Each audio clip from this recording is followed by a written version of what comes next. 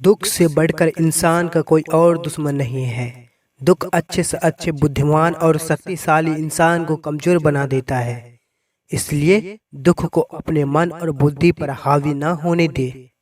उत्साह में अपार शक्ति होती है। उत्साहित मन वाला व्यक्ति की भी बड़ी से बड़ी विपत्ति को आसानी से हरा सकता है। उत्साहहीन, दुख में डूबा और निर्बल इंसान कभी कोई महान काम नहीं कर सकता। दुख आने पर अपने जीवन का अंत कर देने में कोई भलाई नहीं है। सुख और आनंद का मार्ग जीवन से ही निकलता है, मृत्यु से नहीं।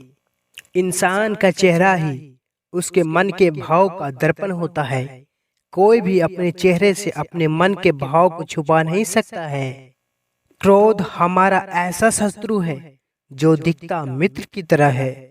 ये वो तेज धार वाली तलवार है जो हमारा ही सब कुछ नष्ट कर सकता है। जब इंसान का विनाश नजदीक आता है तो उसे हर किसी की अच्छी सलाह भी बुरी ही लगती है। मूर्ख के साथ विनम्रता, कपटी इंसान के साथ प्रेम, कंजूस के साथ नीति और क्रोधी आदमी के साथ शांति की बातें करने का कोई अर्थ नहीं है। ये सब व्यर्थ है। पराधीन यानी दूसरों के अधीन काम करने वाले को सपने में भी सुख प्राप्त नहीं होता। इंसान को स्वाधीनता यानी खुद के बल पर ही पुरुषार्थ करना चाहिए।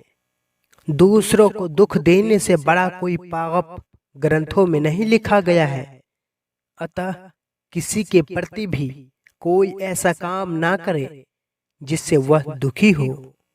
मित्र पर उपकार, भला करना मित्रता का लक्षण है और अपकार, बुरा करना शत्रुता का लक्षण है।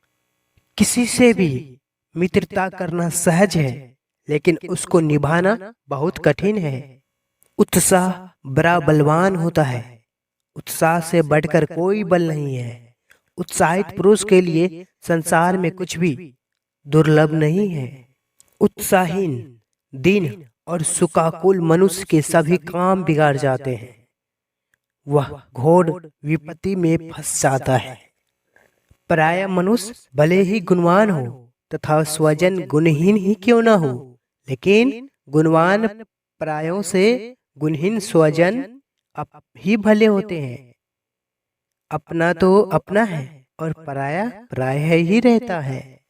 अच्छा मित्र वही है जो विपत्ति से घिरे मित्र का साथ दे, और सच्चा बंधु वही है जो अपने कुमार्गामी बंधु, पूरे रास्ते पर चलने वाले भाई की सहायता करे।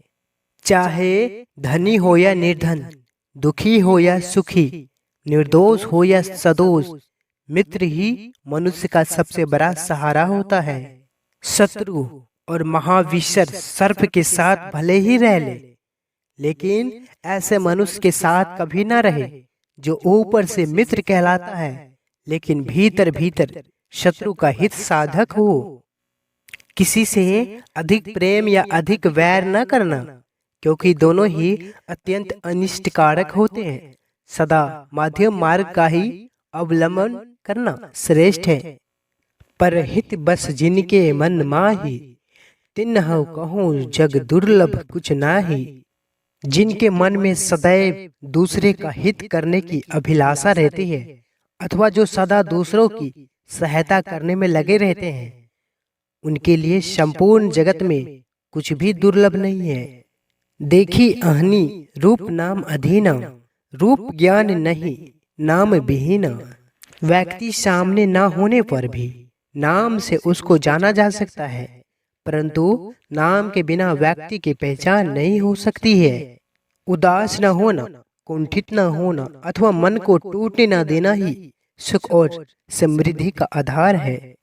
यदि आप सही हैं तो आपको गुस्सा होने की कोई जरूरत नहीं है। यदि आप गलत हैं तो आपको गुस्सा होने का कोई हक नहीं है। बलवान पुरुष क्रोधित नहीं होते। अभिमानी व्यक्ति, चाहे वह आपका गुरु, पिता व उम्र अथवा ज्ञान में बड़ा भी हो, उससे सही दिशा दिखाना अति आवश्यक होता है। आग का आग पर कोई असर नहीं होता, उत्साहहीन, निर्बल और दुख में डूबा हुआ व्यक्ति कोई अच्छा कार्य नहीं कर सकता। अतः वह धीरे धीरे दुख की गहराई में डूब जाता है। किसी भी व्यक्ति की वास्तविक स्थिति का ज्ञान उसके चरित्र और आचरण से ही हो जाता है। चाहे चंद्रमा की सुंदरता चली जाए, हिमालय हिम रहित हो जाए और सागर जल रहित हो जाए, तो भी मैं अपने पिता को दिया हुआ वचन नहीं तोड़ूंगा। अहंकार में तीनों गए, धन, वैभव और वंश। यकीन न आए तो देख लो रावण, कौरव और कंस। क्रोध हमारा शत्रु है और हमारे जीवन का अंत करने में समर्थ है। क्रोध हमारा ऐसा शत्रु है जिसका चेहरा हमारे मित्र जैसा लगता है। क्रोध एक तलवार के तेज धार की भांति है। क्रोध हमारा सब कुछ नष्ट कर सकता है। चरित्रहीन व्यक्ति का मित्रता उस पानी के बूंद की भांति होती है जो कमल फूल की पत्ती पर होते हुए भी उससे चिपक नहीं सकती है। गरज उठे गगन सारा, समुद्र छोड़े अपना किनारा, हिल जाए जहान सारा जब गूंजे श्री राम का नारा। अपने जीवन का अंत कर देने में कोई अच्छाई नहीं होती। सुख और आनंद का रास्ता जीवन से ही निकलता है। जो दूसरों को कष्ट और दुख देता है और उन पर अत्याचार करता है, ऐसे दुष्ट राक्षस को लोग एक न एक दिन उसी प्रकार मार देते हैं जैसे कि भी एक जहरीले सांप को मार डालते हैं। यदि जीवित रहेंगे तो सुख और आनंद की प्राप्ति कभी न कभी अवश्य होगी। केवल डरपोक और कमजोर ही चीजों को भाग्य पर छोड़ते हैं, लेकिन मजबूत और खुद पर भरोसा करने वाले होते हैं वे कभी भी नियत और भाग्य पर निर्भर नहीं रहते। जीवन मौत तक जाती है और मौत भी श्री राम के चरणों में आकर झुक जाती है। पिता, गुरु और श्रेष्ठ भर्ता जो धर्म पालन का ध्यान देते हैं वे सभी पिता समान होते हैं। उदासी अत्यंत बुरी चीज होती है। हमें कभी भी मानसिक का नियंत्रण उदासी के हाथ में नहीं देना चाहिए। उदासी एक व्यक्ति को उसी प्रकार मार डालती है जैसे कि एक क्रोधित सांप किसी बच्चे को।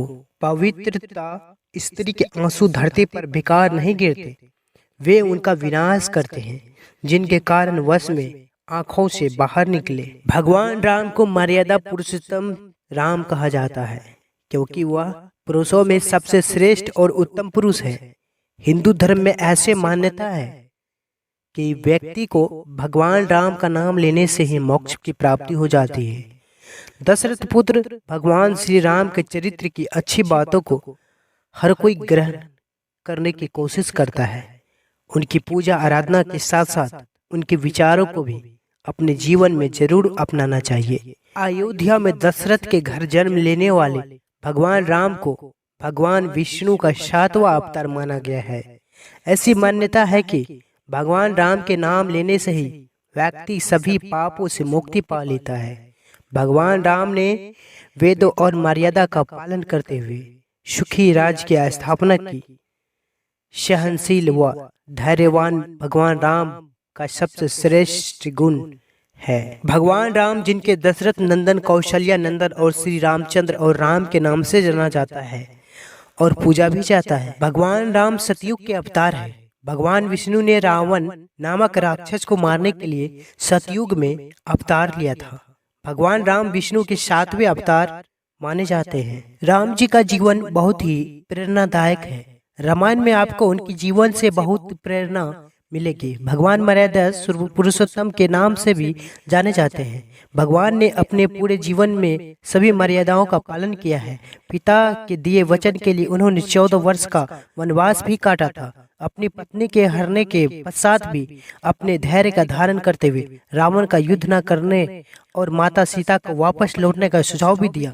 रावण श्री राम जी के हाथों मोक्ष की कामना करते हुए युद्ध में वीर गति को प्राप्त हुआ। रावण के साथ युद्ध में भगवान श्री राम जी की विजय हुई। यह विजय असत्य और सत्य की विजय थी। इसी विजय की खुशी में हम सभी दिशाओं में जय श्री राम के नारे उद्घोष हुआ था, जो आज भी जारी है।